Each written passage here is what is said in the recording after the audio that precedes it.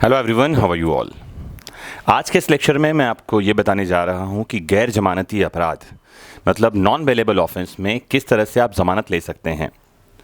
इससे पहले कि मैं आपको ये समझाऊं कि गैर जमानती अपराध में आप जमानत कैसे ले सकते हैं, आप ये बात समझ लें कि जब हम अपराध की कैटेगराइजेशन करते हैं, क्लासिफिकेशन करते हैं, तो जमानत की दृष्टि से अपराध को दो भागों में बांटा गया है। एक है जमानती अपराध और एक है गैर जमानती अपराध। जब हम जमानती अपराध की बात करते हैं तो ये अपेक्षाकृत कम गंभीर किस्म के अपराध होते हैं और जमानती अपराध में जमानत पर छूटना व्यक्ति का मूल अधिकार है। जी हाँ, फंडामेंटल राइट है ये, आर्टिकल 21 और आर्टिकल 22 इंडियन कॉन्स्टिट्यूशन में।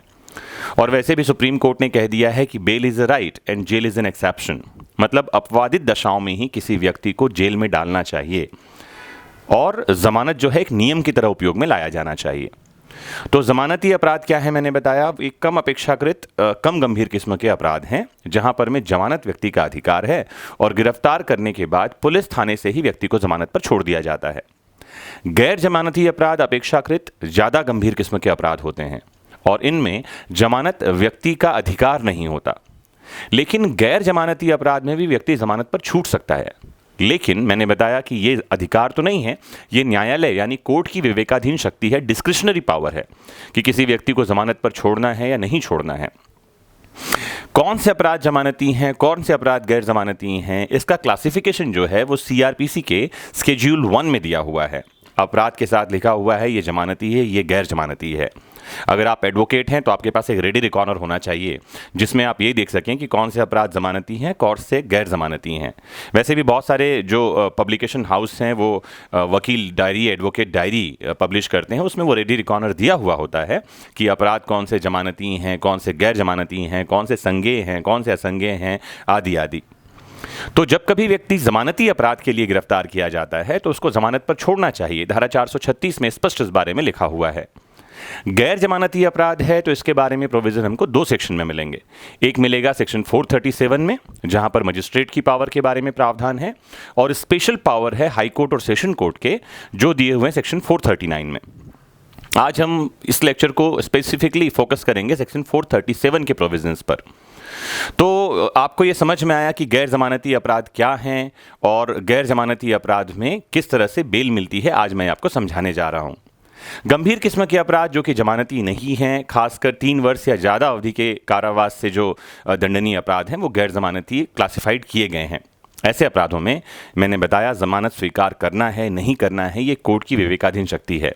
जैसे चोरी के लिए किसी के घर तोड़कर सेंधमारी करके घर में घुसना मर्डर का अपराध है, क्रिमिनल ब्रीच ऑफ ट्रस्ट है, या जो है रेप के अपराध हैं, ऐसे अपराध गैर जमानती कोटि में आते हैं। वैसे सीआरपीसी में गैर जमानती अपराध की कोई परिभाषा नहीं दी गई है, केवल इतना ही कहा गया है कि अपराध जो जमानती नहीं है और जिसे प्रथम अनुसूची फर्स्ट स्केड्यूल में गैर जमानती के रूप में अंकित किया गया है वही गैर जमानती अपराध हैं। गैर जमानती या अजमानती अपराध की दशा में कब जमानत ली जा सकेगी, इसके बारे में प्रावधान मैंने बताया सेक्शन 437 में है, जो आपको याद करना चाहिए। जब कोई व्यक्ति जिस पर गैर जमानती अपराध का अभियोग है, आरोप है, और ऐसे व्यक्ति को जिस पर संदेह है कि उसने गैर जमानती अपराध किया है, पुलिस थाना इंचार्ज वारंट के बिना गिरफ्तार करता है या हाई कोर्ट या सेशन कोर्ट से भिन्न किसी मजिस्ट्रेट के कोर्ट में हाजिर किया जाता है, लाया जाता है, तो जमानत पर छोड़ा जा सकेगा कब। तो इसके लिए आपको एक सेक्शन और रेफर करना पड़ेगा, सेक्शन 167 है सीआरपीसी का। दो बातें वहां लिखी हैं कि अपराधों में जिसमें 10 वर्ष तक के कारावास की सज़ा है, 60 दिन का समय है कि इन्वेस्टिगेशन ऑफिसर जो है वो चार्जशीट पेश कर दे कोर्ट में, और ऐसे अपराध जिसमें 10 वर्ष से ज़्यादा का कारावास है, 90 दिन के भीतर चार्जशीट पेश करना होता है। इस समयावधि तक व्यक्ति को जुडिशियल कस्टडी या पुलिस कस्टडी में रखा जा सकता है। पुलिस कस्टडी की अधिकतम अवधि 15 दिन है, जुडिशियल कस्टडी की अधिकतम अवधि ये 60 दिन या 90 दिन है। इसके बाद व्यक्ति को जमानत का अधिकार हो ही जाता है। ऐसे व्यक्ति जिसको गैर जमानती अपराध के लिए गिरफ्तार किया गया है, कोर्ट के सामने लाया गया है, इंपॉर्टेंट है 24 घंटे के भीतर कोर्ट में लाया जाना चाहिए। ये भी एक मूल अधिकार है आर्टिकल 22 में। साथ ही सेक्शन 167 और सेक्शन 57 सीआरपीसी कहते हैं कि 24 घंटे के भीतर उसे मजिस्ट्रेट के सामने लेकर जाना ही होगा। अगर इस अवधि 24 घंटे के बाद भी किसी व्यक्ति को गिरफ्तार करके रखा गया है, थाने में बंद करके रखा गया है, तो उसके मूलभूत अधिकारों का हनन है। इसके लिए हैबियस कॉर्पस की रिट जारी हो सकती है सीधे हाई कोर्ट से या सुप्रीम कोर्ट से। लेकिन इस पर भी कुछ रोक हैं कि कब गैर जमानती अपराध की दशा में जमानत ली जा सकती है या जमानत दी जा सकती है। पहली बात तो यह है कि यदि कोर्ट को यह विश्वास करने का कारण है कि ऐसा व्यक्ति मृत्यु, आजीवन कारावास मतलब लाइफ इम्प्रिजनमेंट और डेथ पनिशमेंट से पनिशेबल किसी अपराध का दोषी है, तो इस प्रकार नहीं छोड़ा जाएगा, मतलब उसे बेल नहीं मिलेगी। ध्यान से समझिएगा। दूसरे शब्दों में ऐसा कह दें कि अपराध जो मजिस्ट्रेट की कोर्ट से बड़ी कोर्ट यानी सेशन कोर्ट में ट्रायबल हैं वहां चलेंगे। गंभीर प्रकार के अपराध हैं, उनमें मजिस्ट्रेट को बेल देने का अधिकार नहीं है, मजिस्ट्रेट की कोर्ट बेल देती ही नहीं है। दूसरी बात यह है कि यदि ऐसा अपराध जो कॉग्निजेबल है, संज्ञेय है, और यदि ऐसा व्यक्ति मृत्यु, आजीवन कारावास या 7 वर्ष से अधिक के कारावास से दंडनीय किसी अपराध के लिए पहले भी एक बार दोषी पाया गया है, मतलब एक बार जेल काट चुका है, दोबारा फिर किसी अपराध के लिए, गंभीर अपराध के लिए लेकर आया गया है, या ऐसा कोई अपराध किया है उसने 2 से ज़्यादा बार दोषी पाया गया है जिसमें 3 वर्ष से लेकर 7 साल तक की सज़ा का प्रावधान है, और पहले 2 बार या 2 से ज़्यादा बार दोषी पाया गया है, तो ऐसे व्यक्ति को भी बेल पर नहीं छोड़ा जाता है, उसे बेल नहीं दी जाएगी। फिर भी न्यायालय के ऊपर ये जो 2 बातें बताई, उन बातों के होते हुए भी उसकी विवेक की शक्ति दी गई है कि यदि 16 वर्ष से कम आयु का कोई बालक, लड़का या लड़की कोर्ट के सामने लाया जाता है, या कोई महिला है किसी भी आयु की वो कोर्ट के सामने आती है, या कोई रोगी है, कोई बीमारी है उससे, या शिथिलांग है, हैंडीकैप्ड है, फिजिकल इन्फॉर्मिटी कोई है उससे, तो उसे जमानत पर छोड़ा जा सकता है, कोर्ट उसे जमानत पर छोड़ सकती है। अगर कोई व्यक्ति 16 वर्ष से कम आयु का है, या कोई महिला है, बीमार है, दुर्बल है, लाचार है, ऐसे लोग हैं, तो कोर्ट कई नियमों के होने के बावजूद भी उसे बेल दे सकती है, उसे बेल देना चाहिए।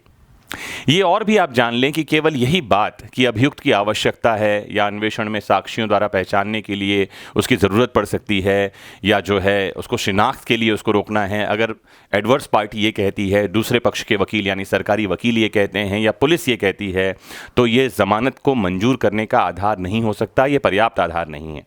यदि वो किसी और कारण से ज़मानत पर छोड़ दिए जाने का हकदार है और कोर्ट को वचन देता है कि कोर्ट के निर्देशों का पालन करेगा, न्यायालय जो शर्तें लगाएगी उस शर्तों को मानने के लिए वो तैयार है, तो ऐसे अपराध होने के बावजूद भी उस व्यक्ति को बेल पर जमानत पर छोड़ा जा सकता है।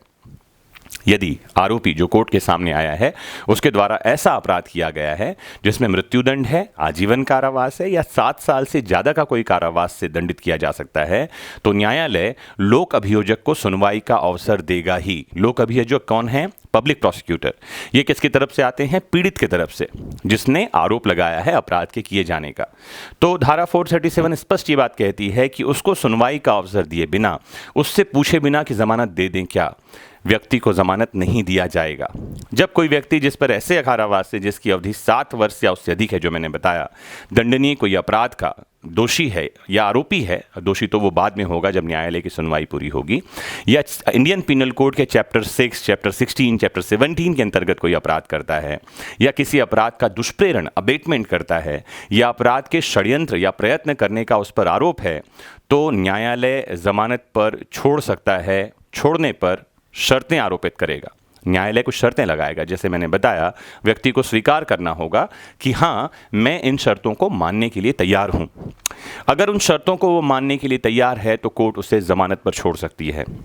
वो शर्तें क्या हो सकती है कि जो व्यक्ति जिस पर आरोप लगाया गया है, इस अध्याय के अधीन जो बॉन्ड पेपर, बंध पत्र निष्पादित करना है, उसको मानेगा, बंध पत्र निष्पादित करेगा, कि ऐसा व्यक्ति उस अपराध को जैसा करने का उस पर आरोप है, बेल पे रहने के दौरान ऐसा अपराध नहीं करेगा, कि ऐसा व्यक्ति जिस पर आरोप है उस मामले जो से तथ्यों से जो आदमी अवगत है, इसको हम साक्षी कहेंगे, या किसी पुलिस अधिकारी के समक्ष या न्यायालय के समक्ष ऐसे व्यक्ति को तथ्यों को प्रकट न करने के लिए धमकाएगा नहीं, साक्षी को डराएगा नहीं, उसको परेशान नहीं करेगा, उसको कोई वचन नहीं देगा, उसको कोई उत्प्रेरणा नहीं देगा, या ऐसा व्यक्ति साक्ष्य के साथ, सबूत के साथ छेड़छाड़ नहीं करेगा और न्यायालय की अधिकारिता से बाहर नहीं जाएगा। ऐसे कुछ शर्तें हैं जो कोर्ट लगाती है, और जो आरोपी है उससे बिना किसी बात के उन शर्तों को मानना होगा।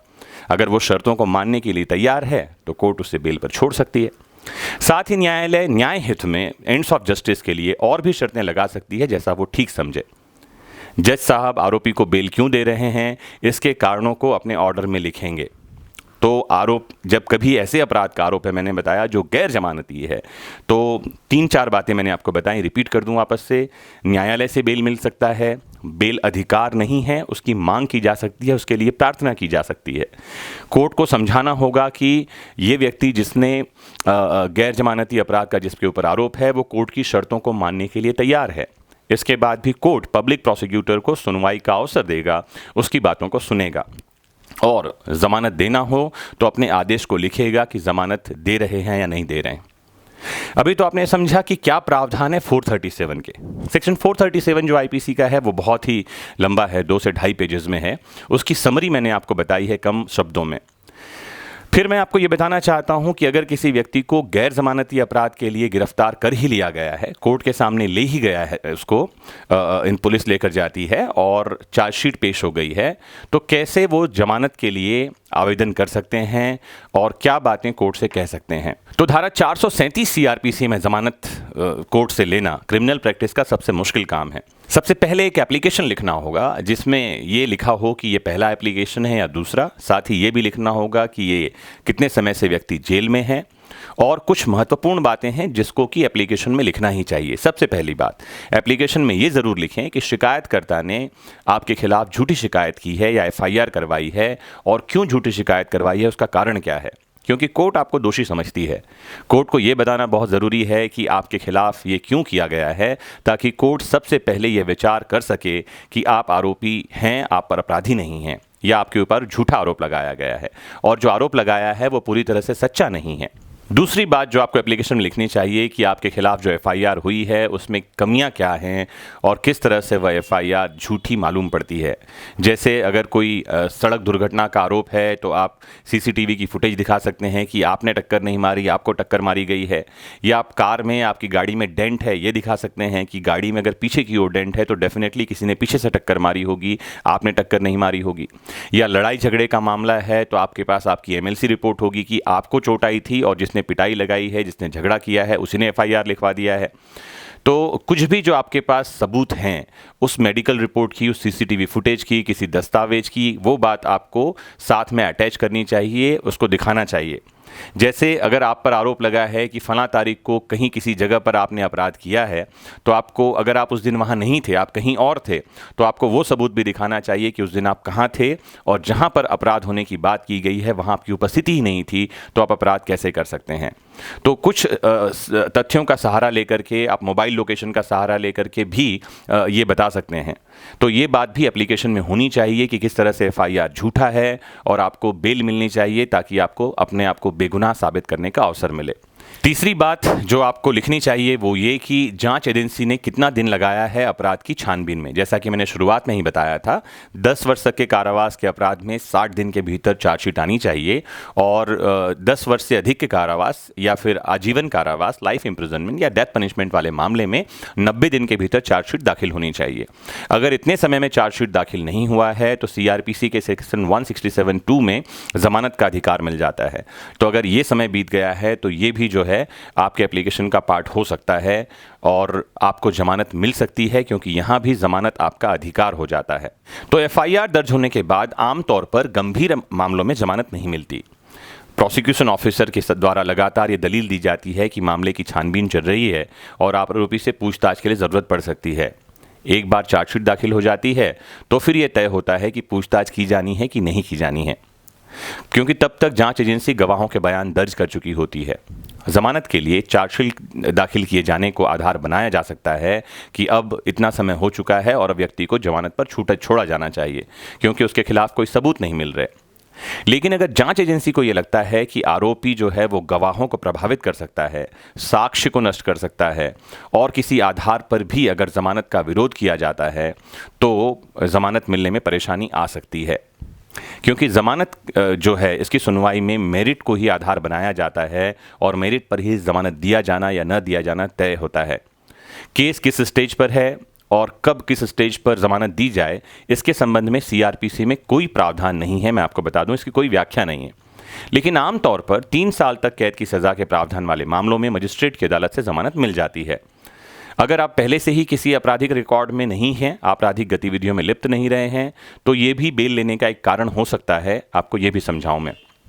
बेल के लिए टैक्स रिटर्न या आपकी आश्रित परिवार के लोगों की जो है डिटेल या कम उम्र का सहारा, ये सब भी एप्लीकेशन में डाला जा सकता है कि क्यों बेल मिलनी चाहिए।